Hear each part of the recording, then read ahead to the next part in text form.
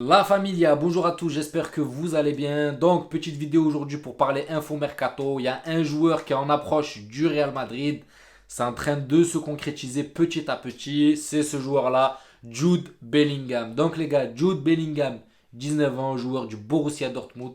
Un joueur qui a la tête sur les épaules du haut de ses 19 ans parce que sur cette Coupe du Monde, niveau personnel, on va pas se mentir, il a fait une énorme Coupe du Monde personnel, à son niveau à lui, je ne parle pas de niveau collectif, même si dans l'ensemble l'Angleterre a été une bonne équipe jusqu'à être sorti contre la France. Mais Bellingham n'a rien à envier à sa Coupe du Monde. Il a fait une très bonne Coupe du Monde. Et à 19 ans, être l'élément moteur de votre équipe nationale, c'est que tu peux dire qu'il a la tête sur les épaules. Donc, Jude Bellingham, les gars, au Real Madrid, clairement, je ne vais pas vous mentir, c'est un profil dont le Real aurait besoin. C'est un profil, franchement, parfait, milieu de terrain, récupérateur, qui pousse vers l'avant, qui distribue des caviars, qui donne des ballons et qui met des buts. Donc c'est un peu ce qu'on a besoin, un joueur complet au milieu de terrain. Maintenant, est-ce que c'est la priorité au Real Madrid, les gars? Telle est la question.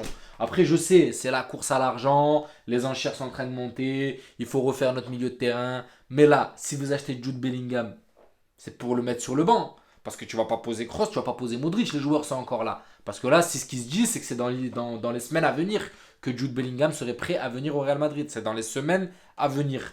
Donc si on le rapatrie maintenant, ça veut dire qu'il va falloir mettre un de ces trois sur le banc. Parce que Jude Bellingham, tu le fais jouer. Tu l'achètes, c'est pour le faire jouer. Si tu poses 100, voire 140 millions, c'est ce qui sort. Parce que d'après les infos transferts qui sont sortis aujourd'hui, ça serait le joueur le plus cher du marché à l'heure actuelle. Et il est valorisé à peu près à 208 millions d'euros.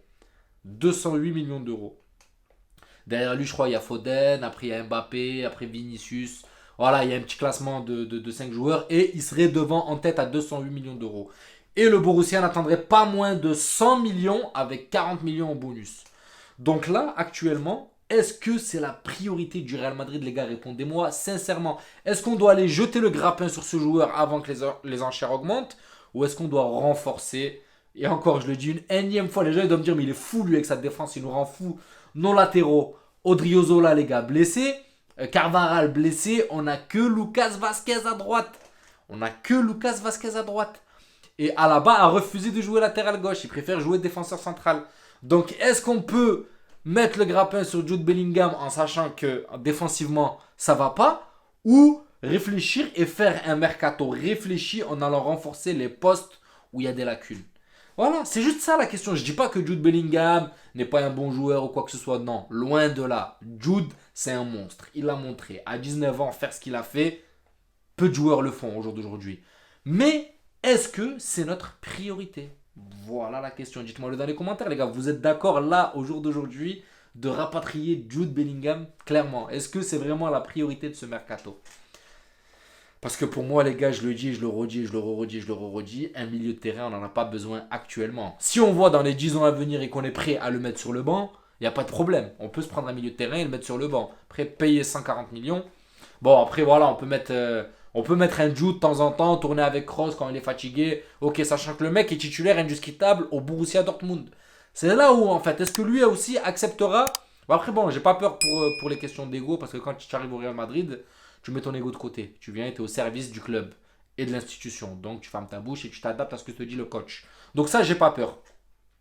Par contre, voilà, quand même, tu achètes un joueur où il faut lui faire garder le niveau. Ce que je veux dire, c'est qu'il faut lui faire garder son niveau. Il faut que le mec joue. Le problème, c'est que il va falloir en sacrifier un de nos trois milieux actuels. Chouameni, je pense qu'il est intouchable parce qu'il joue 6. Il est un peu en retrait. Même si Kroos peut le faire, à mon avis, c'est un ou un des joueurs qu'on peut pas toucher parce que c'est pas le rôle de Jude Bellingham. Jude Bellingham joue un peu plus haut. Donc, il nous reste Kroos, Modric, à la rigueur, Valverde ou Kamavinga. Donc, les gars, on sort qui? Kroos, Modric, on sort qui? On peut faire tourner, ok, mais au bout d'un moment, voilà quoi. Sur les grands matchs, tu mets pas Jude, tu mets Kamavinga, j'allais dire. Tu mets Kroos ou Modric. Voilà. Pour moi, c'est pas la priorité. Il y a de quoi faire au milieu de terrain.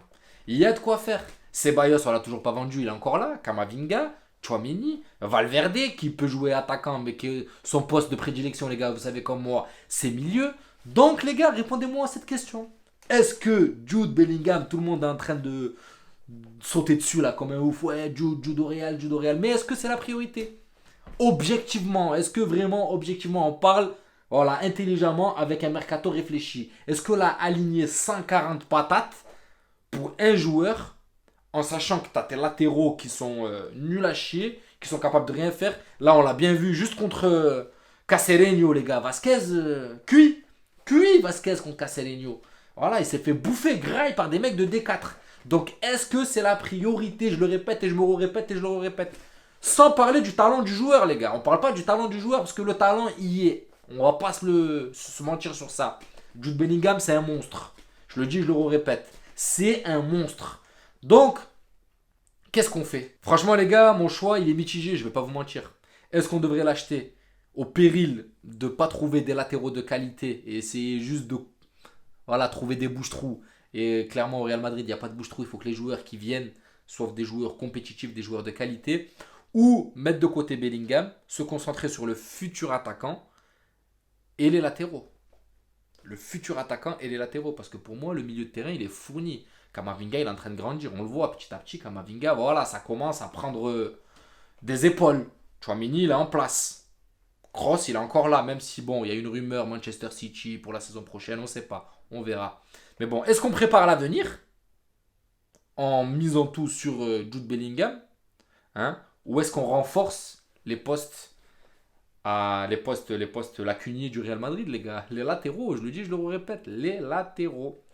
Donc voilà les amis, petite vidéo pour donner mon avis sur la planète foot, la planète Real Madrid qui s'enflamme sur Jude Bellingham. Oui, j'aimerais bien m'enflammer avec vous, mais il y a d'autres postes. Une fois de plus, je le redis, il y a encore d'autres postes à privilégier. Après, je suis pas contre. Je suis pas contre la venue de Jude Bellingham au Real Madrid. À voir les gars, je vais pas vous mentir. D'un côté, j'ai mon petit côté droit qui me dit qu'il nous faut les meilleurs au Real Madrid et Bellingham fait partie des meilleurs actuels. Donc j'aimerais le voir jouer pour le Real Madrid et apporter au milieu de terrain du Real, même s'il est assez bien fourni, même si c'est des grands-pères qu'on a, mais les grands-pères, ils sont toujours au niveau. Modric, quand il claque une saison comme celle-là, tu vas le mettre à la rue, tu vas le mettre, bon, Modric, même si t'es trop bon, t'as 37 balais, mais on va te mettre sur le banc. Tu peux pas. Le mec, il est là, il s'impose et tu peux pas le mettre sur le banc. Donc, clairement, c'est juste une question de priorité. Est-ce que c'est vraiment la priorité, oui ou non? Voilà, je suis pas contre l'arrivée de Jude Bellingham, mais je suis pas contre d'aller fournir nos latéraux qui sont en galère. On vient de perdre Carvajal, Odriozola on l'a perdu, Fernand Mendy c'est vraiment le seul qui est à son poste et qui tient pour l'instant. Et vous connaissez le niveau de Fernand Mendy. Des fois ça se passe bien, il défend bien, des fois il fait des choses bizarres. Donc à vous de me dire la famille, n'hésitez pas à me donner votre avis dans les commentaires. J'espère que cette vidéo vous a plu, n'hésitez pas à vous abonner et à liker, ça donnera de la force à la chaîne. Et je vous dis à la prochaine vidéo. Ciao la famille.